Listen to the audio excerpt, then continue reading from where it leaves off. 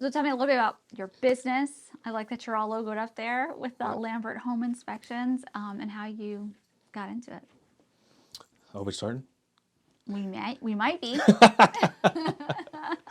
All right. So I'm Randy with Lambert Home Inspections. Started our business in 2017. Um, I basically was a commercial building engineer for 13 years before home inspections, and like randomly fell into the trade. Um, so I went to school for 4 years for heating and air conditioning, and worked my way from an apprentice engineer as a commercial building engineer all the way up to a chief engineer. In that process, working for a management company over the 13 years, long story short, I ended up getting laid off. That was in January of 2017. And at that point in time, I realized that I no longer wanted to work for the man and be, able to be released so quickly. So I started basically on Indeed, basically searching for any type of other career path. I was also looking to be a building engineer, but if I wanted to continue being a building engineer and be union, I had to go into Washington, D.C. So I didn't want to make that drive because I grew up in Falls Church, but I slowly started working my way west. And at this time, I was in Bristow. And I didn't want to make that drive down 66, and you know how the traffic is. Oh yeah. So I ended up randomly running across an ad to become a home inspector. And I knew I didn't want to work for somebody else to become a home inspector. I already had a lot of things, characteristics that need to take place to become a home inspector. So I tried to figure out, okay, what do I need to fill in the gaps? And I ran the idea past my wife, and she said, I think you should run with it. So, needless to say, about 2 months, 3 months into after being laid off, I started Lambert Home Inspections. And you became the man. That's right. I love that. In terms of some of your biggest challenges or struggles, in terms of like starting, launching your business, what are some of those? Well, especially like established real estate agents, they have their go-to home inspector. Most of them have been through multiple. So a lot of real estate agents have been in the field for a long time, and so it's hard to kind of dig your way into getting that business. Normally with a home inspector, it's somebody that's been in the field for quite some time. They have developed that relationship with that agent. They trust them and so forth. So trying to really get that business from the very beginning, with somebody that they've already been established with was very very tough. How did you overcome that? So it kind of started with a lot of newer real estate agents at first. And then as the name started to get referred, further and further down the line, there's always a time where a home inspector, especially if they're one man show, they're not going to be able to make it at some point in time. It's either busy season and they only have so many slots. And with home inspections, you have to get to that home inspection within anywhere from 1 day to typically 10 days max, sometimes 14, but that's not very common. So there's going to be a time where you might be able to, if they have your information as a second or third string guy, you might be able to sneak in there. And then I started sneaking in there here and there, or when those guys went on vacation, and then they started to realize the difference in service, the difference in our report system, and start to really develop that relationship with them. And they start to realize, okay, this guy actually knows what he's doing, and I like how much value he actually brings to the table. So then they started using us from there on out. Pretty good strategy. What are some of those values that you brought to the table, or some of those differences? So, early on, it was always the conversation, okay, we know you do home inspections. Everybody wants to say how thorough of a home inspector they are, but what do you actually bring to the table that adds value for our clients? So then we started trying to dig in deep and say, okay, what is there that we can do? So at first we started offering warranties, and we had a 5-year roof protection plan, and we did a recall check on all the appliances, and we included a 90-day warranty with their inspections. Then we moved in and started getting relationships with other contractors and saying, okay, if we need an additional inspection, can you provide this for us free of charge to our clients so that way you can possibly get more work down the road? Pest inspections, we were starting to include, free insect spray treatments. Then we started to kind of become a more one-stop shop for our real estate agents. They want to be able to, not have to call 10 different people and schedule all these different appointments for them to come over to a house. So we started adding an additional ancillary services that we provide, and we started just going across the line. So that way they could go onto our online scheduler, book to schedule an inspection, and then they could literally click to book all the rest of the things that they needed. And they loved having just the one-stop shop. That's huge. Yes. Like that's serious value. Yep. Like I love just if you were to stop right there at the home warranty of the roof inspect, the roof and all the other things and the bug control spray stuff. Right. Right? Like wow. Yeah. So it wasn't just at that point. It wasn't just okay. This guy's gonna come out here, do a home inspection, and then tell my clients get out of the way, and then that's it. They get the report. Yeah. We were also during the inspection bringing them in. We wanted them to be there. We would give them a full spiel of how the inspection process would go. We would stand with them for 15, 20 minutes in the utility room and educate them on everything there. And then we included infrared scanning with every single inspection, plus all those values. It was just a one, a great package all from the very beginning. Now you said we. Do you have multiple people on your team? We do. So you're no longer a one. That's man. correct. Yeah.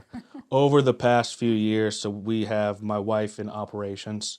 We also have a virtual assistant that works in operations as well, which basically runs and answers our phones, our schedulings and everything. So my wife and her kind of tag team it throughout the day. And then we also have after hours coverage, and we also have weekend coverage. So that way we don't have to have a call center like a lot of other larger home inspection companies. We want that more personal touch. Yeah.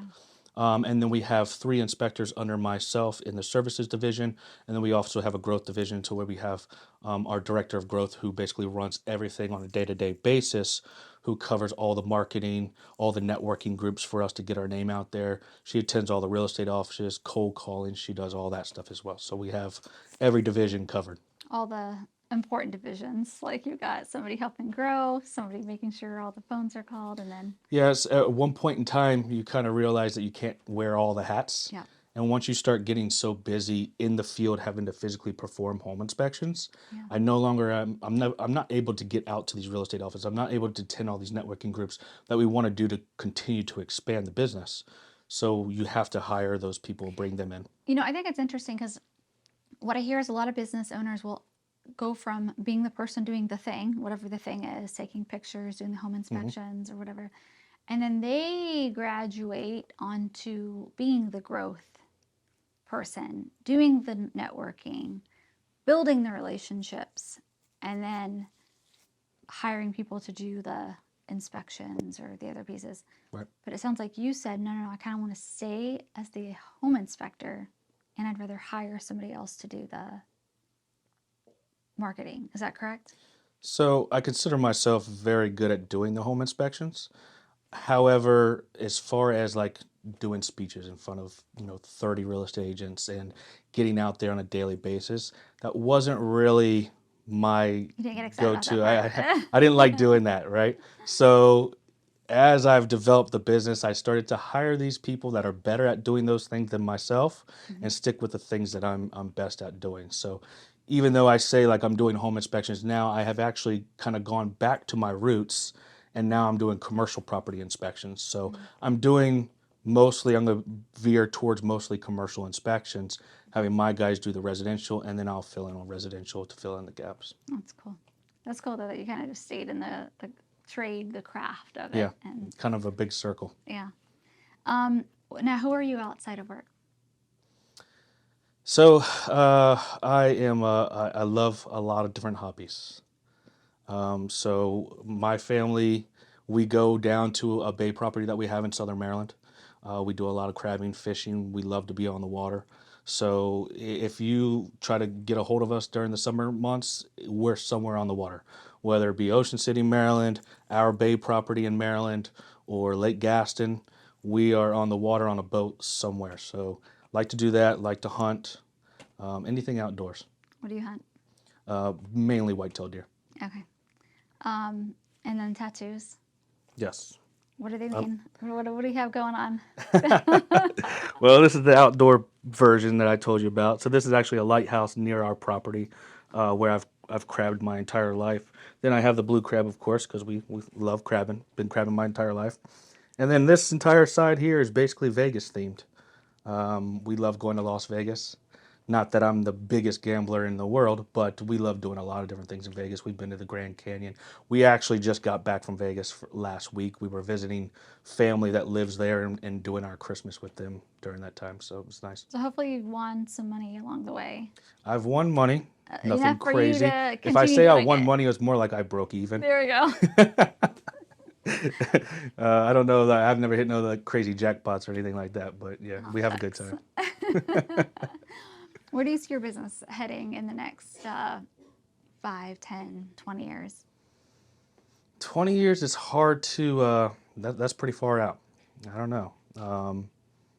20 years, I want to say I'm retired, but I'm never going to actually be able to retire. I don't think I'm that type of person that can just say, okay, I'm out of here. But 5 years, right now, we have a lot of things in the works right now. We expect 2024 to be a great year. And so in 5 years, should probably have 4 to 5 different businesses by that time that should be able to basically organically grow just from the leads that the home inspection business provides to the other ones. Sounds like you're very strategic in your growth plan. Trying. A lot of ancillary business, like you said, Yep. kind of comes Yeah, out of everything that we are starting kind of stems from the home inspection business and is all completely will help the real estate industry. That's great. So things have not slowed down for you in the Oh, yeah, they last... Okay, okay, Yeah, ever since the last couple years, okay. things definitely slowed down. But kind of like I explained earlier, we started to add a larger, a different amount of ancillary services to be more of a one-stop shop.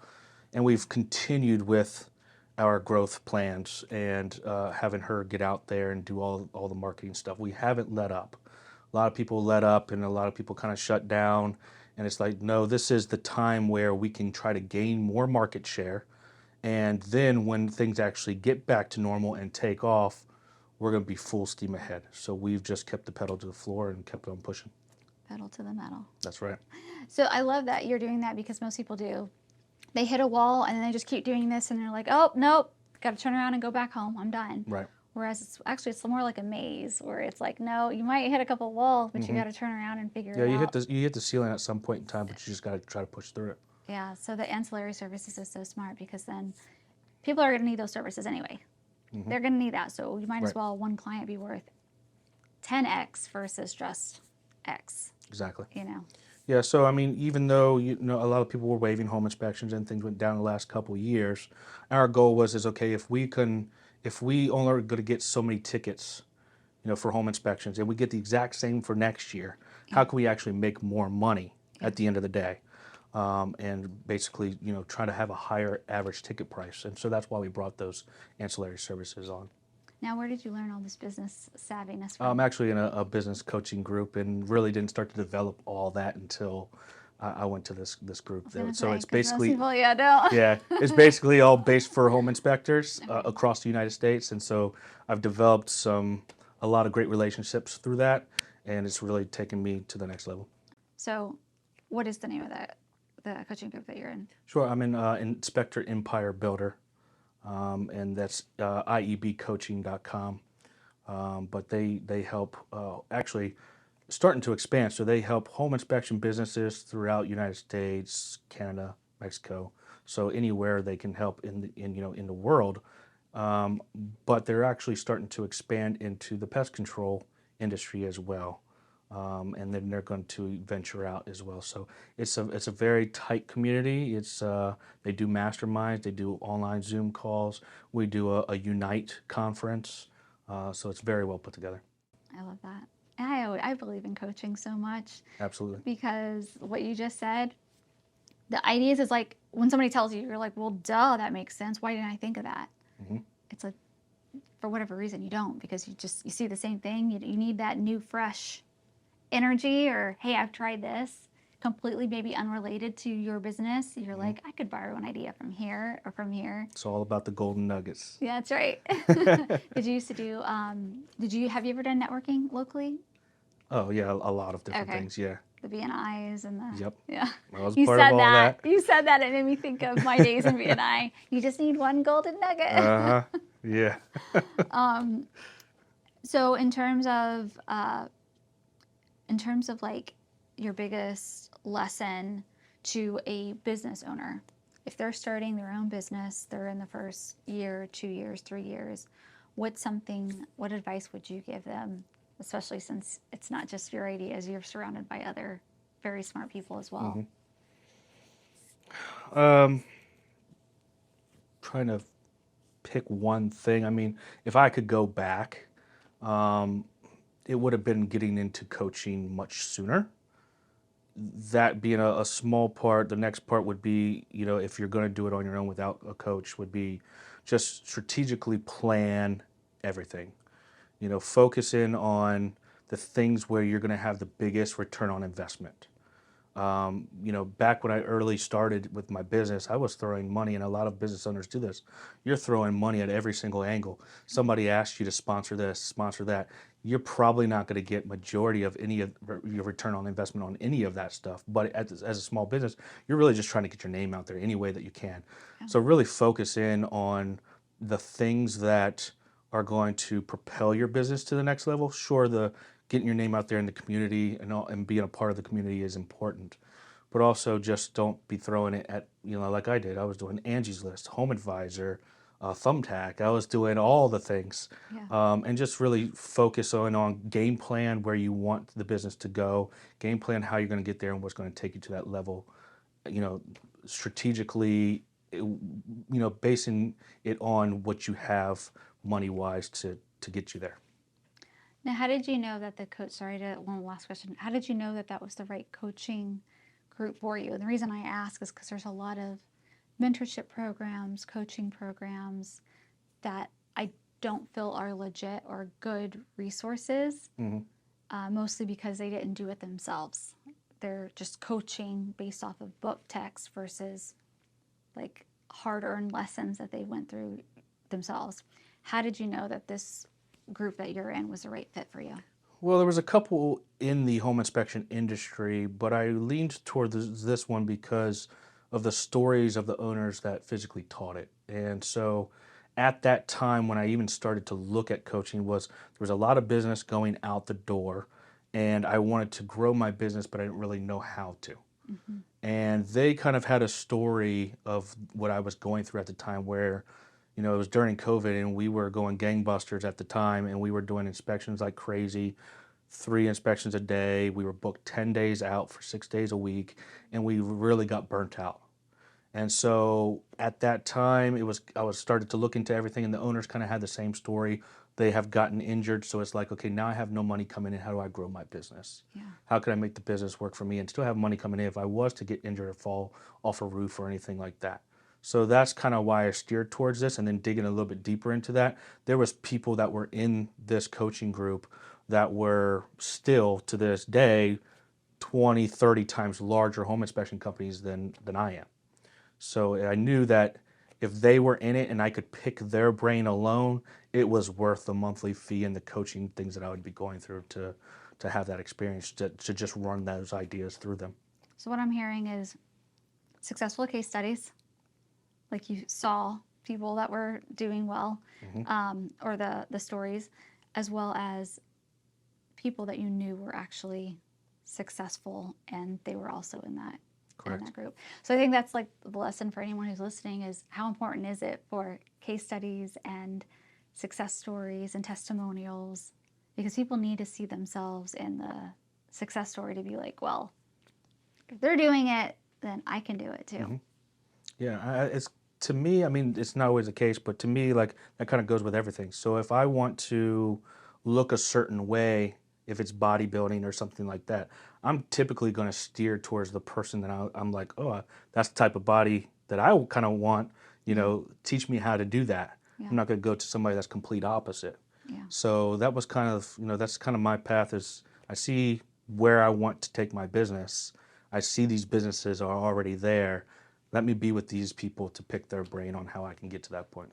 Follow their path because they and learn obviously from know how their to get mistakes, so I don't have to Yeah. have as many along the way. Yeah, I love that. Anything else? Any other stories you'd like to share?